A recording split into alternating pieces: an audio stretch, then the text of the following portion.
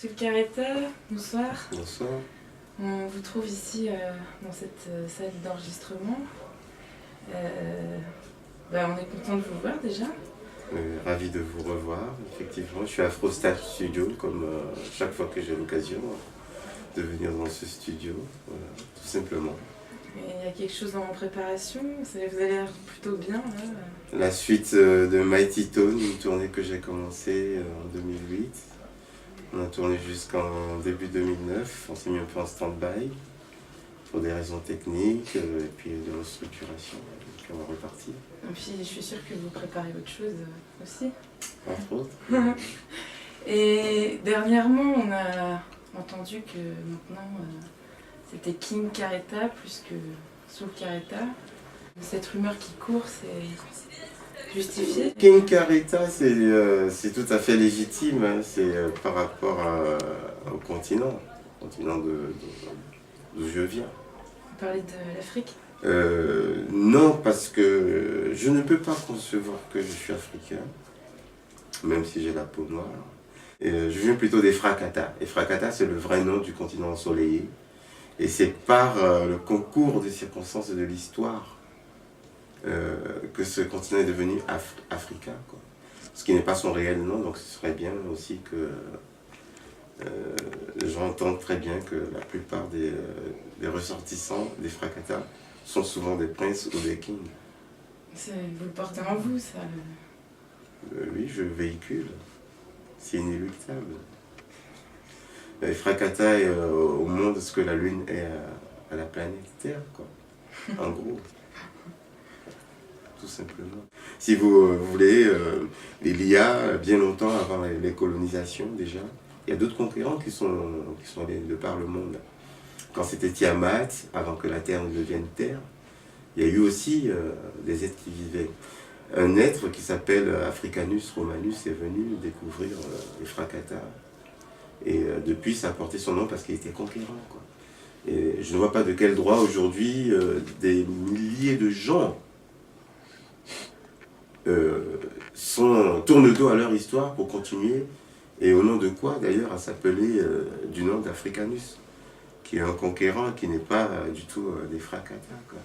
Donc déjà, je pense que si on remettait les choses en ordre, psychologiquement, ceux qui habitent le continent des Frakata pourront reproduire déjà des choses beaucoup plus intéressantes que ce qu'ils reproduisent aujourd'hui en tant qu'Africains. C'est-à-dire des gens avec plein de problèmes psychologiques, dus au commerce triangulaire, dus aux affres de la colonisation. Et en fait, finalement, un homme riche n'est jamais tranquille chez lui, quoi. Parce qu'il faut savoir que les habitants des Frakata sont les plus riches de la Terre. Et vous êtes fier de faire partie de cette minorité, parce que c'est quand même clairement une minorité. Et Frakata ici à Paris, notamment, vous devez vous sentir un peu déraciné quand même. Non, pas nécessairement, parce que les Frakata, aujourd'hui, Internet existe. Et tout le monde se rend bien compte de la réalité et de l'ironie du sort. De voir que depuis des millénaires, les peuples qui viennent du continent qu'on appelle Afrique, et voire même leurs hommes d'État, les Africains, n'ont pas le courage de revendiquer leur identité et de toujours renier le fait que des Phéniciens ou des Carthaginois sont toujours des Noirs. Bien sûr. Et je vais vous donner un exemple bien concret de ce que je dis. Aujourd'hui, en Afrique, au jour d'aujourd'hui, les Noirs, c'est-à-dire les dignes, ou les Arabes, ou même les Blancs, qui sont au départ tout le monde était en Afrique, personne n'a inventé une religion africaine. Ce qui est, moi je trouve d'ailleurs, preuve d'intelligence. Puisque autour de l'Afrique, nous assistons à la décrépitude de l'espèce, on se nourrit de l'Afrique pour créer un monde policé tel que nous le connaissons aujourd'hui de par les nations, du monde entier, donc de tous les autres continents. Mais l'Afrique, elle est abandonnée, avec son peuple qui subit la décrépitude de l'espèce, comme l'a dit Rousseau. Pas de Dieu pour eux. Dieu n'existe pas en Afrique. Bien sûr. Mais en Efrakata, le bon Dieu existe. Et justement, vous en faites une de différence, vous, entre le Dieu, puisque vous parlez de religion. Oui, parce que bon, le bon Dieu que vous abordez. Bien sûr, si j'aborde le sujet, il est d'autant plus important.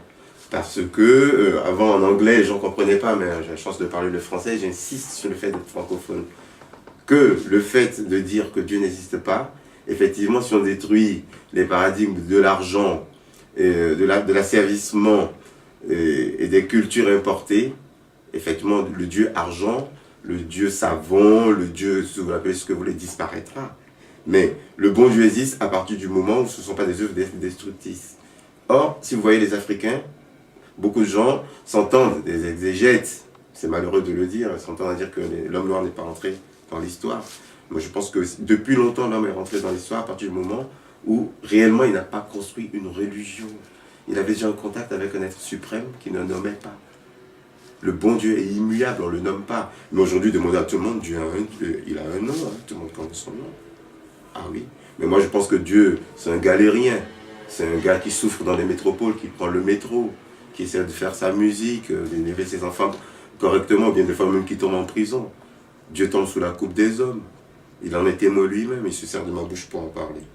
Déjà, de dire aux hommes noirs, ou à ceux qui habitent, ne serait-ce que le continent ensoleillé, que leur vrai nom, ce n'est pas Afrique, mais bien Efrakata. Donc le projet de l'unité africaine devait revoir un peu aussi ça, de manière à ce que les prochains dirigeants, les futurs dirigeants qui vont arriver, puissent appliquer certains plans comme ceux de nous, Marcus Garvey, à savoir quelqu'un qui est né sur ce continent, un digne résident sur ce continent, devait avoir un compte qui le garantisse de ne pas tomber en exode, par exemple, venir mourir aux portes de l'Europe.